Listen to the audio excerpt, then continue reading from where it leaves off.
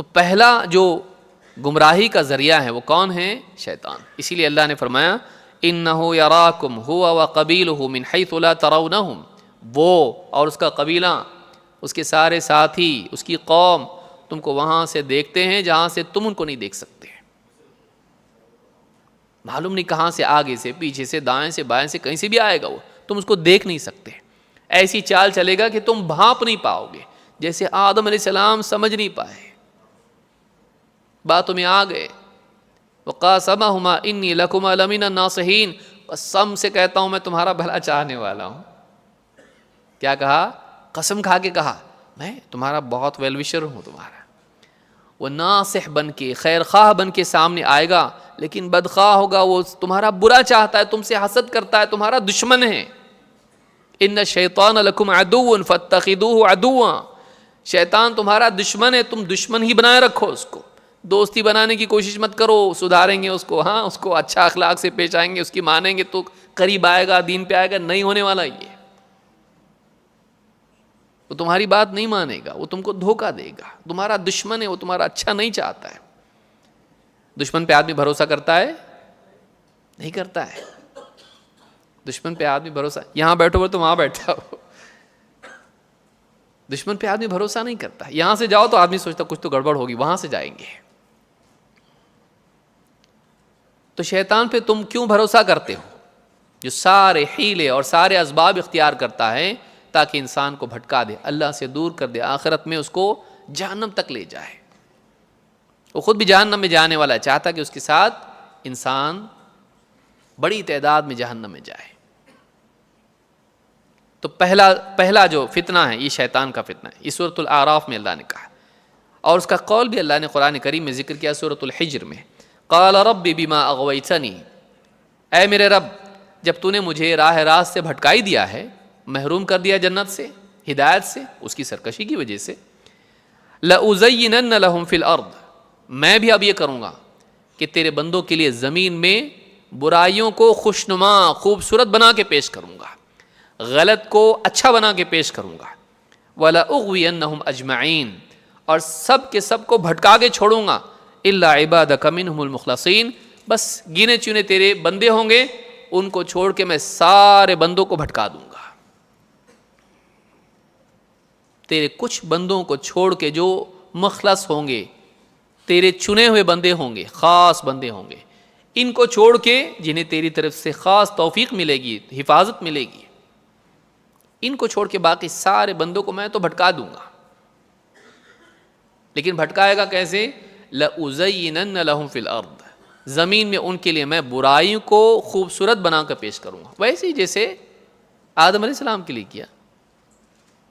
ہونے والا تھا نقصان، بتایا فائدہ، اور یہی دنیا میں بھی کرے گا. اللہ نے قرآن میں ہم کو واقعہ پورا ذکر کیا، دیکھو تمہارے ماں باپ کے ساتھ اس نے کیا کیا ہے، تمہارے ساتھ کچھ الگ نہیں کرنے والا ہے، وہ یہی کرے گا. وہ تو جنت میں تھے نکلوایا، تم تو باہر ہو، تم کو اتنے ساری آزمائشیں پار کر کے جانا ہے. تمہارے لیے تو کتنی بڑی مشکل ہے، دنیا دار الفتن ہے، اتنی ساری چیزوں کے بیچ میں تم کو رکھا گیا ہے، وہاں رہتے ہوئے ان کو نکلوا دیا. سوچئے. تو پہلا فتنہ جو ہے یہ شیطان ہے. اللہ تعالیٰ فرماتا ہے یعدہم ویمنیہم وما یعدہم الشیطان الا غرورا. اس کا دھوکہ کیسے ہوتا ہے، اس کا فتنہ کیسے ہوتا ہے؟ یعدہم ویمنیہم، وعدے کرتا ہے، تمنائیں دلاتا ہے. وعدہ کرے گا، ارے بہت زندگی باقی ہے، ابھی اتنا جلدی دیندار بن جائے گا، ریٹائرڈ ہو جاؤ، اس کے بعد اللہ ہی اللہ کرو، ابھی تو انجوائے کرنے کا وقت ہے، ابھی تیرا نکاح نہیں ہوا ہے، داڑھی ابھی رکھ لے گا، نکاح ہو جائے گا، بچے ہو جائیں گے، پھر بچے گا کیا، کسی کو اٹریکٹ تو کرنا نہیں ہے، رکھ لینا لمبی داڑھی، سب کچھ ہو جائے گا، تیرا سب سیٹ ہو جائے گا، اس کے بعد کرنا. ابھی جاب نہیں ملا ہے، ابھی دینداری، دینی مجالس، دینی ماحول، یہ سب کچھ تقوی، طہارت، پہلے سیٹل ہو جا، دنیا میں کچھ قدم جما لیں، پیسہ جب آئے گا نا تو سب صحیح ہو جائے گا. پیسہ ہونا ضروری ہے، پیسہ نہیں تو کچھ بھی نہیں ہے. پیسے پہ سلام ہوتا ہے، پیسے والوں سے کلام ہوتا ہے، ان کا کلام مسموع ہوتا ہے. پیسہ آنا چاہیے، پیسے کے لیے حرام میں لے جائے گا اس کو، پھر کماتے کماتے حلال میں بھی لے جائے گا، لیکن کماتے کماتے اتنا دور لے جائے گا کہ وہ دینداری سے دور ہو جائے گا، وہ دنیا دنیا دنیا ذمہ داریاں اسی میں پھنسا رہے گا. یعدہم، وعدے کرتا ہے، لمبی عمر ہے، ٹائم ہے تیرے پاس. ویمنیہم، تمنائیں دلاتا ہے. اللہ غفور رحیم ہے. اندر سے جب آواز آتی ہے تو پاپی ہے، تو بگڑا ہوا ہے، تو برا ہے، گناہ کر رہا ہے، غلط جا رہا ہے، کیوں؟ اللہ غفور رحیم نہیں ہے کیا؟ ایک کتے کو پانی پلانے پر فاحشہ عورت کی اللہ نے مغفرت کر دی. ایک کتے کو پانی پلانے پر فاحشہ عورت کی اللہ نے مغفرت کر دی. میں تو غریبوں کو کھلاتا پلاتا ہوں، انسانوں کو کھلاتا ہوں، مسلمانوں کو کھلاتا ہوں، تقوی والوں کو کھلاتا ہوں، اور کتنے کام کرتا ہوں میں. اور پھر ساری برائیاں زندگی میں ہوں گی، کچھ بھلائیوں کے اوپر اعتماد کر لے گا اور یہ سمجھے گا کہ اللہ میری مغفرت کر دے گا. تو ایک فتنہ یہ کہ آدمی کو امیدیں دلاتا ہے مغفرت کی، اللہ کی رحمت کی، اور وعدے کرتا ہے کچھ نہیں بگڑے گا، ابھی وقت بہت باقی ہے. آخرت کے وعدے کرے گا، سفارش کا وعدہ کرے گا، امیدیں دلائے گا. یعدہم ویمنیہم، مختلف اقوال علماء کے ضمن میں ہے کہ وعدے کرتا ہے، تمنائیں دلاتا ہے. لیکن اللہ نے فرمایا وما یعدہم الشیطان الا غرورا، شیطان جو بھی وعدہ کرتا ہے سوائے دھوکے کے اور کچھ نہیں ہے. شیطان کے سارے وعدے جھوٹ پر مبنی ہیں. صدقک وہو کذوب، ایک آدھ سچ بول دے لیکن ہے جھوٹا ہو، ہے جھوٹا ہو. تو یہاں پر پہلا جو فتنہ، اس سورہ نساء میں اللہ نے فرمایا، پہلا جو معاملہ ہے ساری مصیبت کی جڑ، جو ہمارا دشمن ہے، جو کبھی چھٹی پہ نہیں جاتا، کبھی چھٹی پہ نہیں جاتا ہے، کبھی وہ تھکتا نہیں ہے، کبھی وہ چھوڑتا نہیں ہے، ہمیشہ پیچھے پڑا رہتا ہے، کسی طرح سے اس کو بے دین بنا دوں میں. تو پہلا جو معاملہ ہے فتنے کا، وہ سارا فتنے شیطان کی طرف سے آتے ہیں. نمبر 2، اہل باطل کا فتنہ. ایسے لوگ جن کو شیطان گمراہ کرتا ہے تاکہ وہ دوسروں کو گمراہ کریں. گمراہی کے سردار، ایسے لوگ جن کے پاس بولنے کی صلاحیت ہوتی ہے، جن کا ایک مقام ہوتا ہے، لیکن وہ گمراہ ہوتے ہیں. شیطان ان کو گمراہ کرتا ہے اور پھر ان کے ذریعے سے لوگوں کو گمراہ کرتا ہے، کیونکہ وہ براہ راست آ کے بول نہیں پاتا ہے لوگوں کے درمیان. تو ایسے نمائندے وہ اپنا لیتا ہے کہ جو لوگوں کے سامنے جیتے ہیں، بات کرتے ہیں، ان کو گمراہ کرتے ہیں. پیری مریدی میں کئی بابا ہیں، لوگوں کے سردار بنے بیٹھتے ہیں اور ان کو مغفرت کے پروانے بانٹتے ہیں، امیدیں دلاتے ہیں، گمراہیوں پر، گناہ پر، حرام پر باقی رکھتے ہیں. چادر چڑھا دو تمہاری نجات ہو جائے گی، چندہ دے دو درگاہ کے لیے تمہاری نجات ہو جائے گی، فلاں چیز کر لو تمہاری سفارش ہو جائے گی. پھر وہ زبان میں لوگوں کو تعلیم دیتے ہیں، لوگوں کے درمیان بڑے بن کر، علمی دستار بندی کے بعد، جبکہ ان کے پاس واقعی کتاب و سنت کا علم نہیں ہوتا ہے، خواہش پر مبنی علم ہوتا ہے، اور لوگوں کو گمراہ کرتے ہیں، جھوٹی باتیں ان کے سامنے رکھتے ہیں، اللہ اور اس کے رسول کے نام پر جھوٹ بولتے ہیں، جھوٹی جھوٹی باتیں گھڑ کے ان کو امیدیں دلاتے ہیں اور گمراہی کے راستے پر ڈال دیتے ہیں، حق سے کنفیوز کرتے ہیں، صحیح کو غلط بتاتے ہیں، غلط کو صحیح بولتے ہیں، اور لوگ ان پر بھروسہ کر کے ان کی باتوں کو مان لیتے ہیں. یہ دوسرا فتنہ ہے. گمراہ کرنے والے علماء سوء. اللہ کے نبی صلی اللہ علیہ وسلم فرماتے ہیں یکون فی آخر الزمان دجالون کذابون. آخری زمانے میں، بعد کے دور میں، بہت سے دجال کذاب ہوں گے. دجال دھوکہ دینے والے، کذاب جھوٹ بولنے والے، لوگوں کو دھوکہ دیں گے جھوٹ کے ذریعے سے. یأتونکم من الاحادیث بما لم تسمعوا انتم ولا آباؤکم. وہ ایسی ایسی باتیں لے کر آئیں گے جو تم نے نہیں سنی ہوں گی، نہ تم نے، نہ تمہارے باپ دادا نے. یعنی بعد میں گھڑی ہوئی باتیں ہوں گی، ان کی ابتدا دور اول سے نہیں ہوئی ہوگی، سلف سے وہ بات نہیں آئی ہوگی، ایک نئی بات ہوگی، نئی آئیڈیالوجی ہوگی، نیا قول ہوگا ہو، یا نبی پر جھوٹ ہوگا ہو. ایسی احادیث میں نبی صلی اللہ علیہ وسلم کی احادیث بھی آتی ہیں اور باتیں بھی آتی ہیں، نئے نئے فلسفے گھڑ کے لوگوں کے سامنے پیش کریں گے. نئی نئی توجیحات دین کے بارے میں قرآن و حدیث کے نام پر لوگوں کے سامنے نئے فلسفے پیش کریں گے. ایسا کر لوگے تو حق پر ہو، ایسا کر لوگے نجات ہو جائے گی، یہ حق ہے، یہ باطل ہے، یہ قاعدہ ہے، یہ اصول ہے. ایسی ایسی باتیں تمہارے سامنے قصے کہانیاں لائیں گے جو نہ تم نے سنی ہوں گی نہ تمہارے باپ دادا نے. نئے نئے افکار لے کر آئیں گے، نئے نئے نظریات لے کر آئیں گے، جھوٹی حدیثیں لے کر آئیں گے، نہ تم نے سنی ہوں گی نہ تمہارے باپ دادا نے. فَإِيَّاكُمْ وَإِيَّاهُمْ، خبردار ان سے بچ کے رہنا، خبردار ان سے بچ کے رہنا. لا يضلونکم ولا یفتنونکم، کہیں ایسا نہ ہو کہ تمہیں گمراہ کر دیں، کہیں ایسا نہ ہو کہ تمہیں فتنوں میں مبتلا کر دیں، فتنوں میں مبتلا کر دیں. گمراہی کے داعی، کہیں وہ تمہیں گمراہ نہ کر دیں، تم ان کی بات مان لو اور ان کے پیچھے نکل جاؤ، غلط راستے پر چلے جاؤ. کہیں وہ تمہیں فتنے میں نہ ڈال دیں کہ تمہیں حق کے بارے میں کنفیوز کر کے رکھ دیں. تم ان کے پیچھے تو نہیں جاؤ، لیکن تم ان کی باتیں سن کر اپنے دین کے بارے میں شک پہ پڑ جاؤ. مارکیٹنگ میں ہوتا ہے نا، کنونس کرو تو ٹھیک، نہیں تو کنفیوز کر دو، یا تو کنونس کرو یا پھر کنفیوز کر دو. اگر وہ تم کو اپنی بات پر کنونس نہ کر پائیں تو تمہارے دین میں کنفیوز کر کے چھوڑ دیں گے. اچھا تم کیا مانتے ہو؟ یہ مانتے ہو، لیکن ایسا تو ایسا ہے، پھر اگر ایسا مان لے تو ایسا ہو جائے گا. ہاں، انکار حدیث کا فتنہ، شیعیت کا، رافضیت کا فتنہ، اور کتنے سارے فتنے ہیں، خارجیت کا فتنہ، دین کے معاملے میں تم کو کنفیوز کر دیں گے. کہیں ایسا نہ ہو کہ تم کو گمراہ کر دیں یا تمہیں فتنے میں مبتلا کر دیں. یا تو تم ان کے پیچھے چلے جاؤ یا پھر تم اپنے دین سے بیٹھ جاؤ، اپنے دین کے بارے میں عدم اطمینان کا شکار ہو کر رہ جاؤ. امام مسلم نے اپنے مقدمے میں اس کو روایت کیا ہے. ابو ذر رضی اللہ عنہ کہتے ہیں کنت امشی مع رسول اللہ صلی اللہ علیہ وسلم، میں اللہ کے رسول صلی اللہ علیہ وسلم کے ساتھ چلا جا رہا تھا. فقال لغیر الدجال اخوفنی علی امتی، مجھے اپنی امت پر دجال کے مقابلے میں اور چیز ہے جس کا زیادہ ڈر ہے. دجال کے مقابلے میں بھی کچھ اور ہے، مجھے اپنی امت پر اس کا زیادہ ڈر ہے. قالها ثلاثا، 3 بار آپ نے یہ بات کہی.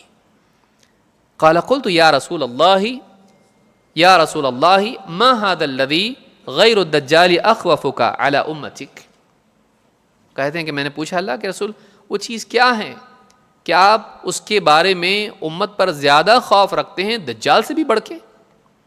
قال ائمۃ مضلین، گمراہ کرنے والے امام، لیڈرز، چاہے وہ دینی ہوں یا سیاسی ہوں، گمراہ کرنے والے امام، ایسے لوگ جو لوگوں میں امامت کا مقام پائے ہوئے ہیں، لوگ ان کو دیکھتے ہیں، ان کی بات سننے والا ایک مجمع ہوتا ہے، ایک بھیڑ ان کی بات سنتی ہے، ان کو فالو کرتے ہیں، فالو کرتے ہیں. سبسکرائب کیجئے، بیل آئکن دبائیے اور لائک کیجئے اور فالو کیجئے. فالوورز، گمراہی جو چاہے بولیں، اپنی عقل سے، اپنی رائے سے، اپنی طرف سے کچھ بھی فلسفے بنا کے پیش کریں. ائمۃ مضلین، گمراہ کرنے والے امام. تو یہ جو ہے آپ نے فرمایا دجال سے بھی زیادہ میں امت پر اس کا خوف رکھتا ہوں.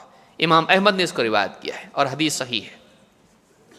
ابو قلابہ رحمہ اللہ فرماتے ہیں لا تجالسوا اہل الاہواء ولا تجادلوہم، بدعتی، خواہش پرست، فلسفیانہ بحثیں کرنے والے، ان کے ساتھ مت بیٹھو، ان کی مجلسوں میں مت بیٹھو اور ان سے بحث مباحثہ بھی مت کرو. نہ ان سے علم حاصل کرنے کے لیے ان کے ساتھ بیٹھو، نہ ان سے حجت بازی لڑنے کے لیے، مناظرے کے لیے تم بیٹھو. کیوں؟ فإنی لا آمن ان یغمسوکم فی ضلالتہم، مجھے ڈر ہے کہیں وہ تمہیں اپنے ساتھ اپنی گمراہی میں غرق نہ کر دیں، کہیں وہ تمہیں اپنی گمراہی میں غرق نہ کر دے. تم ان کے ساتھ بیٹھو، بات کرتے کرتے تم ان کے ساتھ ہو جاؤ. او یلبسوا علیکم ما کنتم تعرفون، یا جس چیز کو تم مانتے ہو اس کے بارے میں کہیں تم کو تلبیس میں، کنفیوژن میں مبتلا نہ کر دیں. اہل باطل کیا کرتے ہیں؟ یا تو اپنی بات منواتے ہیں یا آپ کی بات کے بارے میں ہی آپ کو شک میں مبتلا کر دیتے ہیں. ان کے ساتھ مت بیٹھو، ان کے ساتھ مت بیٹھو، نہ ان کی بات سننے کے لیے نہ ان کے ساتھ مناظرہ کرنے کے لیے. اس لیے صرف اس کو اوائڈ کرتے تھے. الا یہ کہ آدمی اتنا بڑا عالم ہو کہ وہ باطل کو کہیں سے بھی آئے رد کرنے کی صلاحیت رکھتا ہو، اتنا استحضار ہو، اتنا دلائل پر عبور اس کو ہو حاصل اور حاضر ذہن ہو، ایسا آدمی کر سکتا ہے. یہ نہیں کہ 4 حدیثیں پڑھ لی اور کاپی پیسٹ کر لیا اور جا کے مناظرے کے لیے بیٹھ گئے. نہیں، بہت سے لوگ جاتے ہیں اور کنفیوز ہو جاتے ہیں. میں جا رہا ہوں اس کو دعوت دینے کے لیے، اگر اس کو ہدایت مل جائے نا، اس کے پیچھے بہت لوگ ہیں، تو اس لائق ہے. گیا اس کے پاس، اس نے ایسی باتیں کی کہ یہ کنفیوز ہو گیا اور پھر بار بار اس کے پاس جانے لگا اور اس کے پیچھے ہو گیا، اور اس کے پیچھے جو تھے اس کے پیچھے ہو گئے. ایسا ہوتا ہے. کتنے لوگ ہیں جو گمراہ لوگوں کی ویب سائٹ پر جاتے ہیں دیکھنے کے لیے کہ دیکھیں گے کیا بولتے ہیں.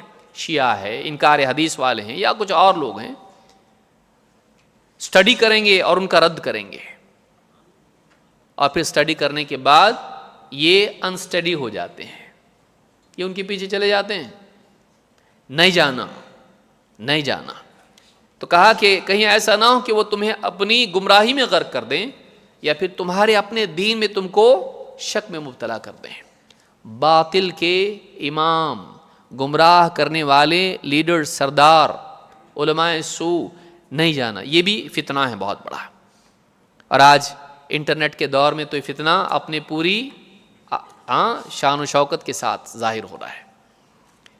اللہ تعالیٰ فرماتا ہے وَيُرِيدُ الَّذِينَ يَتَّبِعُونَ الشَّهَوَاتِ أَن تَمِيلُوا مَيْلًا عَظِيمًا. سورہ النساء میں اللہ نے فرمایا کہ شہوت کی پیروی کرنے والے چاہتے ہیں کہ اے نبی آپ ان تمیلوا میلا عظیما، آپ حق سے بہت دور انحراف کا شکار ہو کر رہ جاؤ. جو خود شہوتوں کی پیروی کر رہے ہیں، جو خود خواہشات کے غلام ہو چکے ہیں، جو خود خواہش پرستی کے شکار ہیں، وہ چاہتے ہیں کہ آپ بھی سیدھے راستے سے بھٹک کے دور نکل جائیں. گمراہ آدمی چاہتا ہے کہ اس کی گمراہی میں دوسرے بھی شریک ہوں. حرام میں چلنے والا، واقع ہونے والا چاہتا ہے کہ سب اس جیسے ہو جائیں. گناہوں میں لت پت آدمی چاہتا ہے کہ دوسرے بھی گناہ گار ہو جائیں، کیونکہ وہ اکیلے سٹینڈ نہیں کرنا چاہتا. میں برا ہوں تو کیا ہو، یہ سب برے ہیں. گناہوں میں جینے والا چاہتا ہے کہ دوسرے بھی اس جیسے ہو جائیں، اور اپنے نفس کو تسکین دے کہ میں اکیلا تھوڑی نہ ہوں، سبھی تو برے ہیں. تو یہ گمراہی کی دعوت دینے والے، یہ بھی ایک بڑا فتنہ ہے. نمبر 3، نفس اور نفسانی خواہشات، یا نفس اس کو آپ کہیں، نفس کا فتنہ. نفس کا فتنہ. ابوبکر صدیق رضی اللہ تعالیٰ عنہ ان سے نصیحت کرتے وقت میں کیا کہا ان اول ما احذرک نفسک التی بین جنبیک. سب سے پہلی چیز جس سے میں تم کو خبردار کرتا ہوں، ڈراتا ہوں، وہ نفس ہے تمہارا، جو تمہارے دونوں بازوؤں شانوں کے درمیان ہے. یہ یہاں تمہارا نفس، سب سے پہلے تم کو اس سے ڈراتا ہوں. اس کا نقصان بہت زیادہ ہوتا ہے. نفس کا فتنہ، نفس کی طرف سے آنے والے معاملات، آدمی اس کی وجہ سے گمراہ ہوتا ہے. بھائی لوگوں کو تو بھٹکانے کے لیے شیطان ہے. شیطان کو کس چیز نے بھٹکایا؟ اس کے لیے تو کوئی دوسرا شیطان نہیں تھا. انا خیر منہ، اپنی عقل کو بنیاد بنانا، اپنی چاہت کو بنیاد بنانا، اپنی ذات کو مرکز بنانا، یہ چیز جو ہے یہ بھی ایک بڑی مصیبت ہے. آدمی کے اندر جو خواہش پرستی ہے، خواہش پسندی ہے، لذت طلبی ہے، آرام طلبی ہے، اپنے آپ کو کچھ سمجھنے کا مزاج ہے، یہ چیز بھی ایک بہت بڑا فتنہ ہے. اس کی وجہ سے آدمی حق کا انکار کرتا ہے. اسی کی وجہ سے آدمی غلط چیزوں کو بھی اپنا لیتا ہے، اس لیے کہ اس کو سمجھ میں آ رہا ہے، اس کو پسند آ رہا ہے، اس کو لگتا ہے صحیح ہے. میں بھی تو میں ہوں، بلکہ میں ہوں، کوئی اور میں نہیں ہو سکتا. تو یہ بھی ایک فتنہ ہے، اور اس راستے سے مصیبتیں آتی ہیں. ابن قیم رحمۃ اللہ علیہ بہت عمدہ بات انہوں نے کہی. کہتے ہیں الدنیا والشیطان عدوان خارجان عنک. دنیا اور شیطان تیرے دشمن ہیں، لیکن تیرے باہر. شیطان کہاں سے گمراہ کرنے کی کوشش کرتا ہے؟ باہر سے. دنیا کی زیب و زینت، دنیا کی چیزیں باہر ہیں. کھانا پینا، پیسہ، زیور، زینت، عورت، ساری چیزیں باہر ہیں. یہ چیزیں انسان کے لیے فتنہ بنتی ہیں، گمراہی کا ذریعہ بنتی ہیں. کہتے الدنیا والشیطان عدوان خارجان عنک. دنیا اور شیطان یہ تیرے دشمن ہیں لیکن تیرے باہر ہیں. والنفس عدو بین جنبیک. لیکن نفس تیرے دونوں شانوں کے درمیان، تیرے پہلوؤں کے درمیان تیرے ساتھ ہے، اندر تیرے. من سنت الجہاد قاتل الذین یلونکم. اور جہاد کی سنت ہے کہ جو قریب کے دشمن ہیں ان سے پہلے لڑو. شیطان دور ہے، دنیا کی چیزیں باہر ہیں، اندر تیرے ایک دشمن بیٹھا ہوا ہے. باہر سے شیطان کھٹکھٹاتا ہے دروازہ، ذرا کھولو تو صحیح. اور اندر سے کھولنے والا کون ہے؟ نفس. نفس کے اندر وہ لذتوں کی چاہت ہے، دنیا پرستی ہے، یہ ساری چیزیں ہیں، یہ ویکنس ہے نفس کا. باہر شیطان ہے، تجھ کو نقصان پہنچانے کے لیے کوشش کرتا رہتا ہے، لیکن وہ اندر آنا چاہتا ہے. اس کے لیے دروازہ کنڈی کھولنے والا کون ہے؟ تیرا نفس. یہ تیری اندرونی کمزوری ہے جو تیرے زوال کا، ناکامی کا اور تیری گمراہی کا ذریعہ بنتی ہے. اگر اندر کمزوری نہ ہو تو باہر کی چیزیں کیا انسان کو نقصان پہنچائیں گی. اندر یہ گھر کا بھید ہی ہے، یہ گھر کے اندر ہے، دل کے اندر. انسان کا جو نفس ہے یہ مصیبت کی جڑ ہے، جو شیطان کے وسوسوں کو قبول کرتا ہے. اسی لیے اللہ نے فرمایا ان النفس لامارۃ بالسوء. نفس برائی ہی کا حکم دیتا ہے. انسان کا نفس انسان کو، دیکھیے شیاطین قید ہوتے ہیں، سرکش شیاطین رمضان کے مہینے میں قید ہوتے ہیں، پھر بھی آپ دیکھیں کتنے لوگ گناہوں میں پڑے رہتے ہیں. کیونکہ نفس ایسا ہوتا ہے، چاہے شیطان نہ بھڑکائے لیکن نفس پھر بھی اس کے باوجود کیا ہے؟ گناہوں کا شیدائی ہے. شیطان چھٹی پر بھی چلا جائے تو یہ اس کے لیے سبسٹیٹیوٹ بن کے اس کا کام کرتا رہتا ہے. انسان کو لذتوں میں، گمراہیوں میں اور برائیوں میں واقع ہونے کے لیے مجبور کرتا ہے. یہ نفس ہے انسان کا، یہ اندر کی ہماری کمزوری ہے جو انسان کو فتنوں میں لے جاتی ہے. اگر لالچ نہ ہو تو آدمی حرام میں کیوں جائے؟ اندر لالچ ہے، اور لالچ کیسی؟ بے تحاشا لالچ. پھر آدمی حلال حرام نہیں دیکھتا، پھر دیکھتا آنے دو. اندر سے انسان کی خواہش پرستی ہے، پھر انسان زنا میں واقع ہو جاتا ہے. اندر سے طلب ہے، یہ ویکنس ہے اس کی، یہ فتنہ ہے اس کے لیے. تو نفس بھی جو ہے یہ ایک بڑی مصیبت ہے. نمبر 4، عورت کا فتنہ. عورت فی نفس ہی بری نہیں، ورنہ جنت میں عورت نہیں ہوتی. اللہ تعالیٰ نے آدم علیہ السلام کے لیے پہلا رشتہ کیا رکھا؟ پہلا رشتہ بیوی کا تھا. اور اللہ تعالیٰ نے یعنی جنت عورتوں کے لیے بھی رکھی ہے. تو عورت فی نفس ہی برائی نہیں ہے، لیکن عورت کی زینت اور اس کی کمزوری انسان کے لیے فتنہ ہے. اس کی خوبصورتی، اس کا حسن اور اس کی کمزوری انسان کے لیے فتنہ ہے. اسی لیے آپ دیکھیں اللہ کے نبی صلی اللہ علیہ وسلم نے عورت کو بھی فتنہ قرار دیا. آزمائش ہے، بہت بڑا ٹیسٹ ہے جس میں اکثر لوگ فیل ہو جاتے ہیں، اکثر لوگ اس ٹیسٹ میں ناکام ہو جاتے ہیں. آپ نے فرمایا ما ترکت بعدی فتنة اضر علی الرجال من النساء. مردوں پر میں نے عورتوں سے بڑھ کے کوئی اور فتنہ اپنے بعد نہیں چھوڑا ہے. عورتوں سے بڑھ کے کوئی اور فتنہ نہیں جو نقصان پہنچانے والا ہو مردوں کو. میرے بعد جتنے فتنے ہیں ان میں عورت سب سے بڑا فتنہ ہے، نقصان پہنچانے کے اعتبار سے، ڈیمیج کرنے کے اعتبار سے. تو یہاں پر عورتوں کو بھی فتنہ قرار دیا گیا ہے. امام البخاری مسلم دونوں نے اس کو روایت کیا ہے. اللہ تعالیٰ فرماتا ہے زُيِّنَ لِلنَّاسِ حُبُّ الشَّهَوَاتِ مِنَ النِّسَاءِ وَالْبَنِينَ وَالْقَنَاطِيرِ الْمُقَنطَرَةِ مِنَ الذَّهَبِ وَالْفِضَّةِ وَالْخَيْلِ الْمُسَوَّمَةِ والانعام والحرث ذلك متاع الحیات الدنیا واللہ عنده حسن المآب. سورہ آل عمران میں اللہ فرماتا ہے لوگوں کے لیے شہوتوں کو مزین کر دیا گیا. زُيِّنَ للناس حب الشہوات. شہوتوں کی چاہت، لذتوں کی چاہت لوگوں کے لیے مزین کر دی گئی. کن صورتوں میں؟ من النساء، عورتیں، والبنین، اولاد، بیٹے خاص طور سے، والقناطیر المقنطرہ، اور لگے ہوئے ڈھیر، کس کے؟ من الذهب والفضہ، سونے کے، چاندی کے، والخیل المسومہ، علامت لگے ہوئے اعلیٰ قسم کے گھوڑے، اور والانعام، چوپائیں، اور والحرث، اور کھیتی. کتنی چیزیں ہوئیں؟ 7.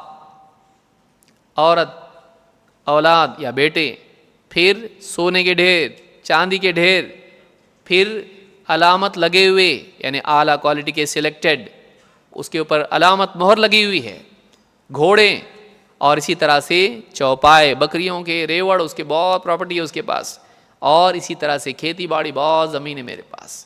یہ ساری چیزیں بتائی گئی.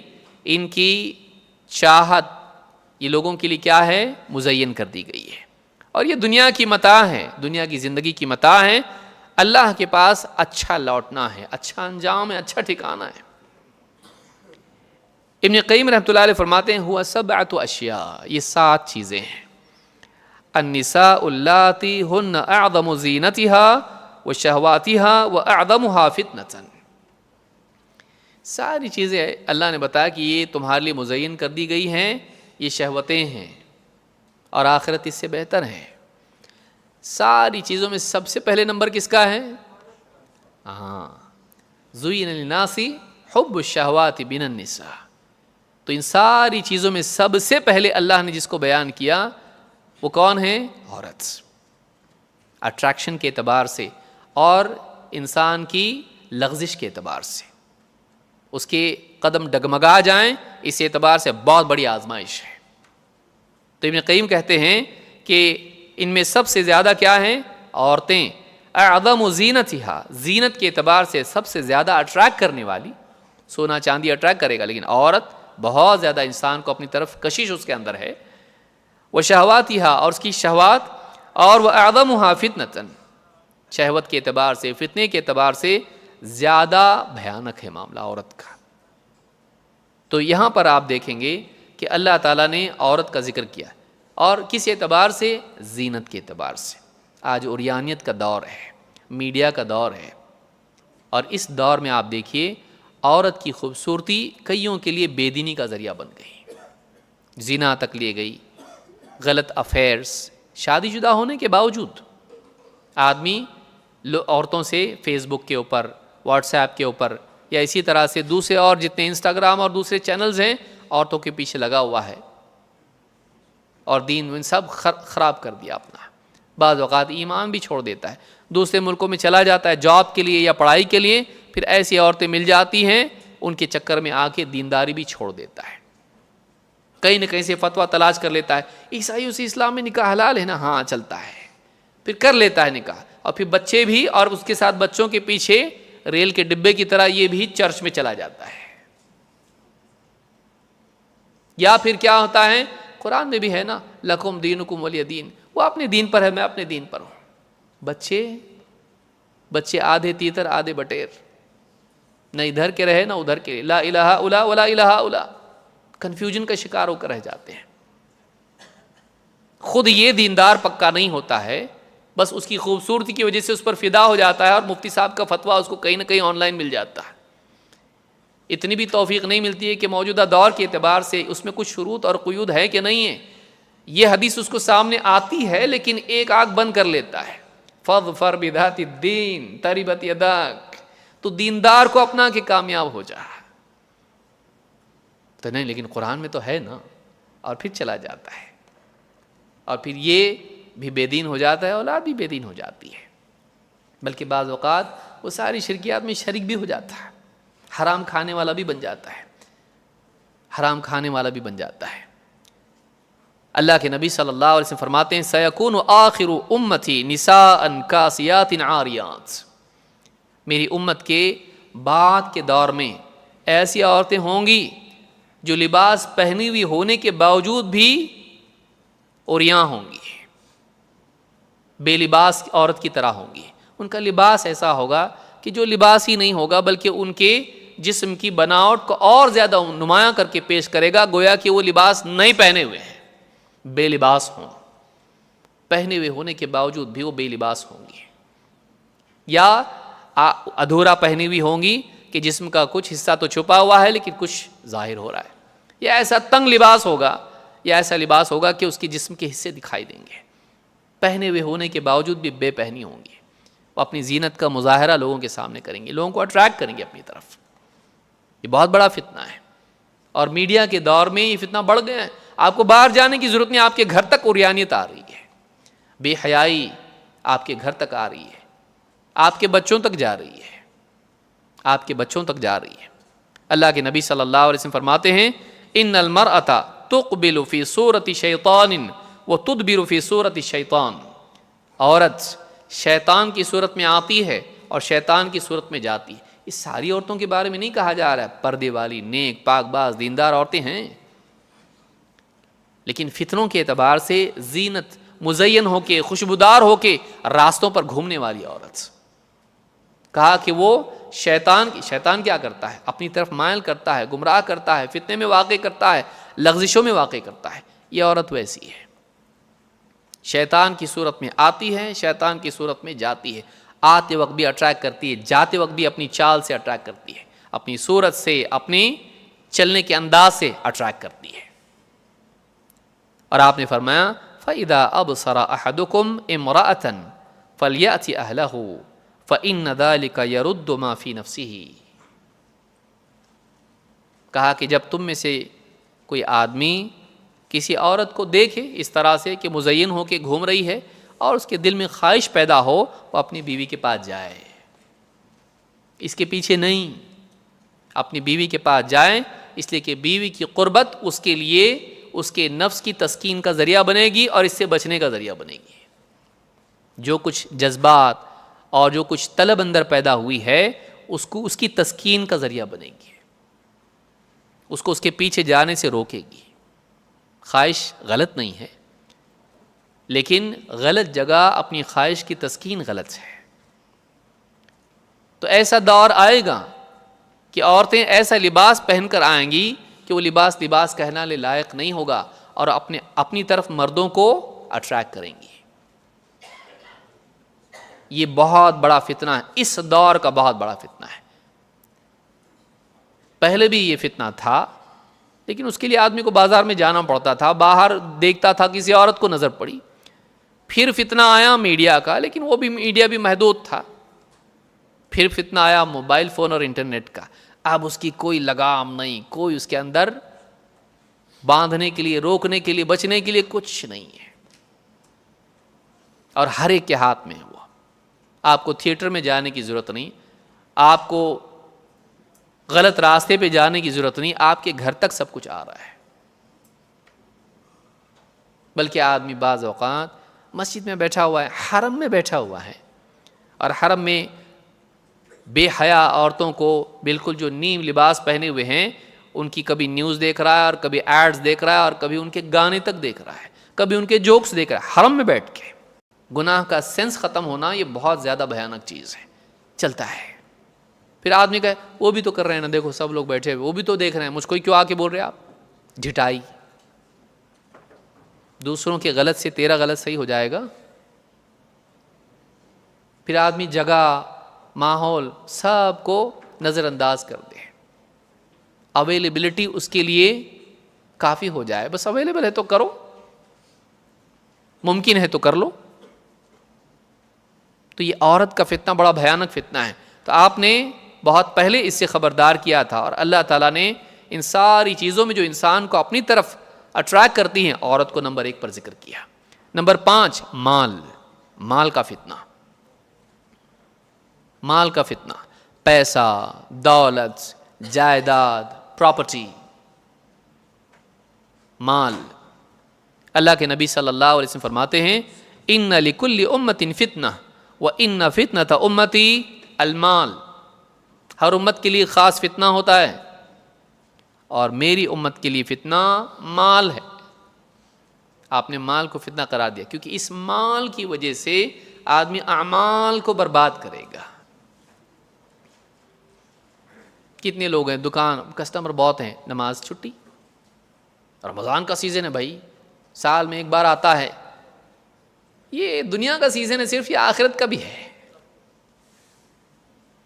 لیکن وہ چونکہ دنیا ذہن میں بیٹھی ہوئی ہے اور مال آنا چاہیے، اعمال کو برباد کر کے آدمی مال کماتا ہے، جائیداد کے معاملات، ہڑپ لیتا ہے جائیداد، خیانت کر لیتا ہے، بعض اوقات مساجد کے معاملات میں خیانت ہو جاتی ہے، باقی چیزیں تو چھوڑیے، کمپنی میں، گھر میں، جہاں وہاں، جائیداد میں، دینی معاملات میں خیانت ہوتی ہے۔ تو مال کا نشہ ایسا ہے کہ پھر انسان اس کے لیے، اس میں جب مدہوش ہو جاتا ہے تو پھر کچھ تمیز نہیں رہتی ہے۔ تو مال، میری امت کا فتنہ مال ہے، یہی مال ہے، ایڈورٹیزمنٹ آپ کے سامنے آ رہے ہیں کہ آپ کو دیکھو یہ لائف سٹائل ہے، آپ کیا زندگی جی رہے ہیں، آپ کے سامنے پیش کیا جاتا ہے، دیکھو کیسا گھر ہے، آنگن ہے، اس کے سامنے ہاں نہریں بہہ رہی ہیں، اس کے باہر گارڈن ہے، جھومر لگے ہوئے گھر کے اندر، کیا آپ ایسا نہیں چاہتے؟ 4 BHK آپ کے لیے اویلیبل ہے، آپ کے لیے بس یہ کرنا پڑے گا، ایک لون لینا پڑے گا۔ اور پھر آدمی ہاں دیکھتا ہے ایڈ کو، پھر اس کا بھی دل چاہتا ہے میں مر گیا تو کم سے کم بھی بچوں کے سر پہ چھت تو ہونا چاہیے، دنیائی کی صحیح، آخرت کی ہو نہ ہو، اور آدمی حرام میں پڑ جاتا ہے، پھر اس حرام کو نپٹنے کے لیے کئی حرام کرتا ہے۔ ہم نے کئی لوگوں کو دیکھا، ایک لون لیا لیکن اس لون کو لوٹانے کی، چکانے کی طاقت نہیں تھی، تو اس کے لیے اور کئی لون لیے۔ اور بعض اوقات آدمی ایسی حالت پہ پہنچ جاتا ہے کہ پھر اس کو دنیا سے بھی جانا پڑتا ہے، خودکشی کر لیتے کئی لوگ بیوی بچوں کو گروی رکھنے کے لیے بھی تیار ہو جاتے ہیں، مال، جوا، جائیدادیں برباد کر دیتے ہیں، عزت خراب کر لیتے ہیں، پیسہ، لالچ، مال کی لالچ۔ تو کہا کہ ہر امت کے لیے ایک فتنہ ہوتا ہے، میری امت کا فتنہ مال ہے۔ آپ نے فرمایا ان الدنیا حلوۃ خضرۃ، دنیا بڑی میٹھی ہے، بڑی ہری بھری ہے، اٹریکٹ کرتی ہے آنکھوں کو بھی، اور لذیذ ہے، ملنے کے بعد بھی مزہ آتا ہے۔ وَإِنَّ اللَّهَ مُسْتَخْلِفُكُمْ فِيهَا، اللہ تعالیٰ اس دنیا میں تم کو جانشین بنائے گا۔ تم سے پہلے کچھ لوگ تھے، گئے وہ، اب تم آئے ہو، تمہارے ہاتھ میں دنیا آئے گی، تمہارے ہاتھ میں پچھلوں کی پراپرٹی آئے گی، کسی کے پاس پیسہ تھا بزنس میں پروفٹ سے، ہاں تمہارے پاس وہ آئے گا۔ اللہ تعالیٰ دنیا میں تم کو جانشین بنائے گا دوسروں کا، خلیفہ بنائے گا دوسروں کا۔ فَيَنْظُرُ كَيْفَ تَعْمَلُونَ، تاکہ دیکھے کہ تم کیسے عمل کرتے ہو۔ دنیا مل کے بھی عمل کیسا ہے اس کا؟ دنیا کا ملنا اس بات کا امتحان ہے کہ دنیا ملنے کے بعد یہ مال والا بنا یا اعمال والا باقی رہا۔ آدمی کو جواب نہیں ہوتا ہے، ہاں برابر پابندی سے نماز کے لیے آ رہا ہے، مسجد میں ہاں جھاڑو واڑو بھی لگا دیتا ہے، اور امام صاحب سے دوستی بھی اس کی ہے، دینی مجلس میں بھی بیٹھتا ہے، کچھ ہے نہیں نا ابھی، اور بولتا ہے دعا بھی کیجئے، اور مؤذن صاحب آ رہے ہیں تو دیکھ رہے ہیں مجھ سے پہلے آگے دعا میں لگا ہوا ہے، گڑ گڑا رہا ہے، رو رہا ہے، اللہ کچھ تو دے دے، رزق کے دروازے کھول دے، حلال برکت والا دے دے۔ اللہ دے دیتا ہے، ایک دکان کی، 2 دکان کی، 3 دکان، پھر چھوٹی دکان کا بڑا مال، اور بنتے بنتے بڑھ جاتا۔ پھر نماز کو ٹائم نہیں، اس کے ورکر جا رہے ہیں، وہ نہیں جا رہا، وہ حساب کر رہا ہے، وہ حساب کر رہا ہے۔ مزدور، واچ مین جا کے نماز پڑھ کے آ جا رہے، صاحب نماز کو جانا کیا؟ ہاں جاؤ جلدی آؤ، یہ نہیں جا رہا، پہلے جاتا تھا۔ دنیا جب آ گئی اتنا کھو گیا اس کے اندر کہ پھر اسی دنیا نے اس کو اللہ سے دور کر دیا۔ جس اللہ نے اس کو دنیا دی، اس دنیا نے اس کو اللہ سے دور کر دیا، ناکام، فیل۔ کہا کہ دنیا اللہ تم کو دے گا تاکہ دیکھے تم عمل کیسا کرتے ہو۔ دنیا کا ملنا اعمال کے باب میں امتحان ہے۔ پھر آپ نے فرمایا فاتقوا الدنیا، دنیا کے معاملے میں تقوی کی راہ اپناؤ، دنیا کے معاملے میں تقوی شعار بنو، واتقوا النساء، اور عورتوں کے معاملے میں بھی تقوی کی روش کو چھوڑنا مت۔ دنیا کے معاملے میں، عورتوں کے معاملے میں، یہ نہیں کہ عورتوں کو چھوڑ دو، دنیا کو چھوڑ دو، یہ چھوڑنے کی بات ہم کو نہیں کہی گئی۔ فَإِذَا قُضِيَتِ الصَّلَاةُ فَانتَشِرُوا فِي الْأَرْضِ وَابْتَغُوا مِن فَضْلِ اللَّهِ وَلَا تَنْسَ نَصِيبَكَ مِنَ الدُّنْيَا، ہم کو دنیا کے بارے میں نہیں کہا چھوڑ دو، یہ وہ دنیا ہے جو اللہ سے دور کرے، اس دنیا سے ڈرو، اس دنیا سے بچو جو تم کو اللہ سے دور کر دے۔ اور دنیا کے معاملے میں جب دنیا میں مشغول ہو تقویٰ کے ساتھ، عورتوں کے معاملے میں تقویٰ کا راستہ اپناؤ۔ یہ نہیں کہ عورتوں سے بچو کا مطلب عورتوں کو دور چھوڑ دو، نکاح مت کرو، نہیں، بلکہ عورتوں کے باب میں بھی تقویٰ کا دامن نہ چھوڑو۔ فَإِنَّ أَوَّلَ فِتْنَةِ بَنِي إِسْرَائِيلَ كَانَتْ فِي النِّسَاءِ، اس لیے کہ بنی اسرائیل کا سب سے پہلا فتنہ عورتوں سے متعلق تھا۔ بنی اسرائیل کا سب سے پہلا فتنہ عورتوں سے متعلق تھا۔ بعض روایت میں آیا ہے، طبرانی وغیرہ کی روایت، شیخ البانی بھی اس کو ذکر کیا ہے، عورتیں بنی اسرائیل میں آتی تھیں، مساجد میں آتی تھیں اونچی اونچی جوتیاں پہن کے تاکہ اونچی ہوں، دکھائی دیں لوگوں کو، ہائی ہیلز پہن کے آتی تھیں تاکہ لوگوں میں نمایاں ہوں، دوسروں کے مقابلے میں زیادہ اٹریکٹیو ثابت ہوں۔ تو عورتوں کا فتنہ ہے، مال کا فتنہ ہے، یہ دو بڑے فتنے ہیں، بہت بڑے شہوت کے اعتبار سے۔ اسی لیے آپ دیکھیے اللہ نے وہ ساری چیزیں ذکر کی، عورت ذکر کیا اور اولاد ذکر کیا، اور اس کے بعد میں مال کی ساری صورتیں بیان کی، کھیتی، گھوڑے، سونا، چاندی، یہ ساری چیزیں، مال بہت بڑا فتنہ ہے۔ تو یہ مسلم کی روایت ہے جو میں نے آپ کے سامنے ذکر کی۔ اللہ تعالیٰ فرماتا ہے انا جعلنا ما علی الارض زینۃ لہا لنبلوہم ایہم احسن عملا، ہم نے دنیا میں زمین پر جو کچھ بھی رکھا ہے اس کو مزین کر رکھا ہے، اس کو زمین کے لیے زینت بنایا ہے۔ کیوں؟ لنبلوہم، تاکہ لوگوں کو آزمائیں، ان کا امتحان لیں، اس کو ان کے لیے فتنہ بنایا ہے، ان کو آزمائیں۔ کیا آزمائیں؟ ایہم احسن عملا، ہم دیکھیں، آزمائیں کہ ان میں کون ہے جو عمل میں اچھا ہے، عمل میں بہتر ہے۔ تو میں سمجھتا ہوں یہ 5 چیزیں ہوئیں، اور مزید چیزیں جس کو ہم دیکھیں گے، پھر اس کے بعد اس کا علاج بھی ہم انشاءاللہ دیکھیں گے کہ ان فتنوں سے بچنے کے لیے ہم کو کیا کرنا چاہیے۔ اللہ رب العالمین ہم سب کو دین پر جمے رہنے کی توفیق دے اور فتنوں سے بچنے کی توفیق عطا فرمائے، فتنوں کی اس دنیا میں اپنے دین و ایمان کو بچا کے دنیا سے جانے کی توفیق عطا فرمائے۔ اقول ھذا واستغفر اللہ لی ولکم۔